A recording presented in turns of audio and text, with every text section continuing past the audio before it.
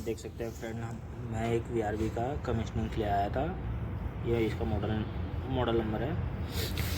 इसमें क्या था, PCB ख़राब थी, इसको PCB को रिप्लेसमेंट में हमने भेज दिया था। और जो इसकी नई PCB आई है उसे हम ये दिखाएंगे आपको। ये इसकी नई PCB है और चलिए आगे देखते हैं इंस्टॉल करके इसे। देख सकते हैं फ्रेंड, इस PCB को असेंबल करेंगे और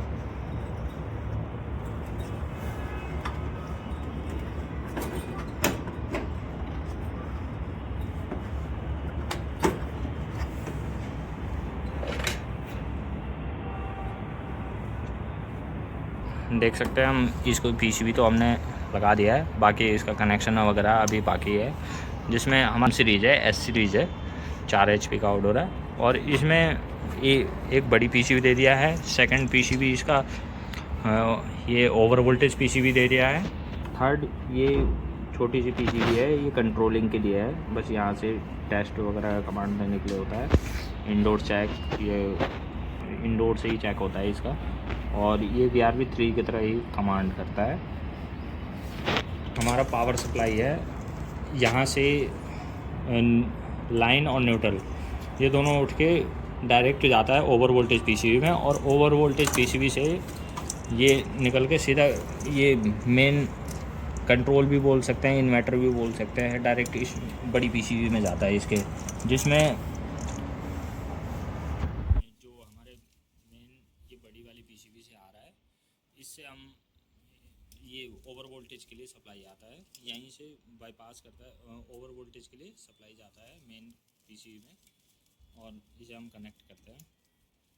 ये इन्वर्टर कंप्रेसर के लिए है। ये कंप्रेसर के लिए UVW की जो वायर निकल रही है, रेड, वाइट और ब्लू, ये तीनों वायर यहाँ से प्रॉपर ड्रेसिंग में लेकर आए हैं और इसे कंप्रेसर के जैक में कनेक्ट कर देंगे। ये दोनों wire jack to jack connector दिया है। इसमें एक HP का है और एक LP का है। इसमें हम अभी कनेक्शन करेंगे, लेकिन इसका HP का जो है वो HP और LP का लगा देते हैं, क्योंकि फिर इसमें थोड़ा स्पेस कम है। तो पहले ये जैक के लिए कनेक्टिविटी के लिए दे दिया है और हो गया। और ये सेकंड जो हो गया ये LP का हो गया। तो ये कनेक्टर के थ्रू है, स्पेस कम होने की वजह से। ये एम्बिएंट सेंसर है, ये जो हमारा कंडेंसर कॉइल होता है उसके लिए ये सेंसर है। इसको भी हम ड्रेसिंग में लेकर जाएंगे प्रॉपर। ये जो हमारा कंडेंसर कॉइल का सेंसर है ये यहाँ पे लगता है इसमें, और इसे हमने इंस्टॉल कर दिया है और आगे का देखते हैं। फ्रंट पे ये PCB लगा हुआ रहता है और ये भी, इसको भी हम इंस्टॉल करते हैं।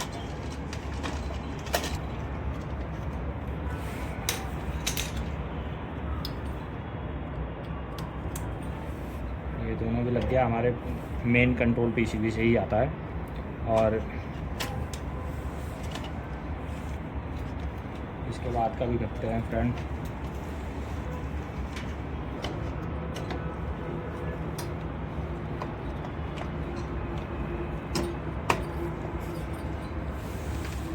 देख सकते हैं फ्रेंड, कम्युनिकेशन का जो ये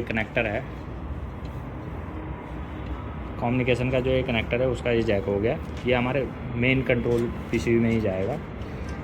और ये हमारा एक्सपेंशन वाल की वायर है, ये भी उसी PCB में जाएगा, बड़े PCB में।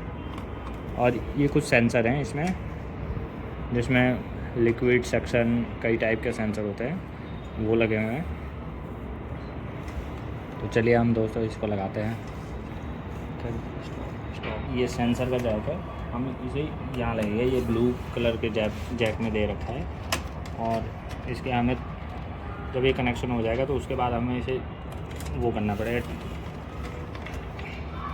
ये हमारा फ़ैन का होता है, फ़ैन मोटर का होता है। फ़ैन मोटर भी हमारा ये मेन कंट्रोल PCB में ही जाता है। ये हमारे ये छोटी सी PCB के लिए कंट्रोलिंग के लिए जैक होता है। ये इस आउटडोर में मिसिंग था, हमने इसका भी ऑर्डर लगा रखा था, हमने इसे भी मंगा दिया दोबारा और इसे हम इंस्टॉल करते हैं। और ये बैक साइड में उसी में कंट्रोलिंग में ही जाता है, बड़ी PCB में। इसके लिए थोड़ा सा स्पेस काफ़ी कम दे रखा है। तो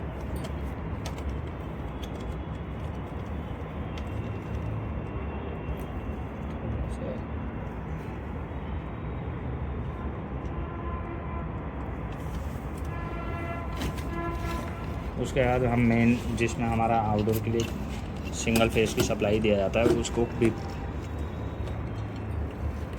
कनेक्ट करते हैं। सकता है हमने सारा कनेक्शन तो कर दिया है, लास्ट यही रह गया है। इसमें ये जो दो है ये सोलेनॉइड वाल के लिए होता है, एक ये और एक दूसरा ये सोलेनॉइड वाल होता है। और जो थर्ड जैक है ये हमारे जो 4 वे वाल है, 4 वे वाल में जो सोलेनॉइड लगता है उसके लिए कनेक्शन होता है। ये तीनों कनेक्शन हम कनेक्ट करते हैं और आगे देखते हैं।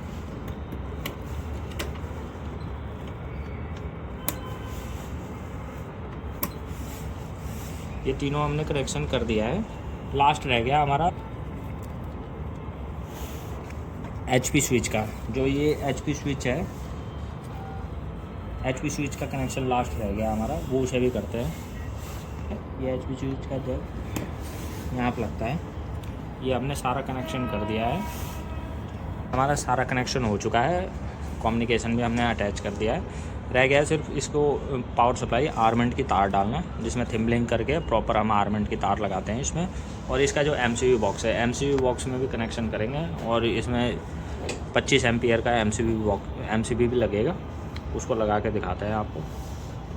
तो देख सकते हैं फ्रेंड, हमने कनेक्शन भी कर दिया है। ये सिंगल फेस का आउटडोर है और हमने MCB बॉक्स भी लगा दिया है, MCB भी लगा दिया है। उसके बाद हमने अभी सप्लाई ऑन किया है और इसे रीसेट करते हैं।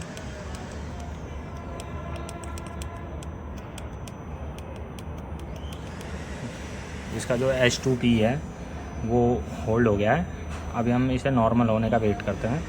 कुछ देर बाद देखते हैं मशीन में कोई एरर जनरेट तो नहीं कर रहा है, उसके अकॉर्डिंग फिर देखेंगे, फिर इसे टेस्ट पे चालू कर देंगे। देख सकते हैं इंडोर में पावर सप्लाई का इशू था, तो इसके वजह से वो मशीन हमारी नॉर्मल नहीं हो पा रही थी। और अभी हमने रीसेट किया है दोबारा और देखते हैं अभी नॉर्मल करके। मशीन अभी नॉर्मल हो गई थी। उसके बाद फिर से ये H2P का लाइट ऑन हो गया है। इसका मतलब कोई एरर आ रहा है हमारे आउटडोर इंडोर में, वो हम चेक करते हैं।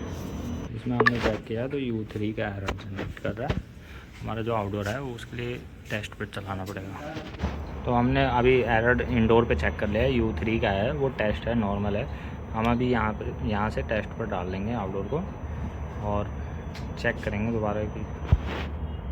तो देख सकते हैं आउटडोर चल गया हमारा और टेस्ट भी स्टार्ट हो गया इसका। और इसका स्टार्टिंग एम्पियर है 5.6 और ये हमारा आउटडोर कमिश्निंग हो जाएगा अब तो इसका।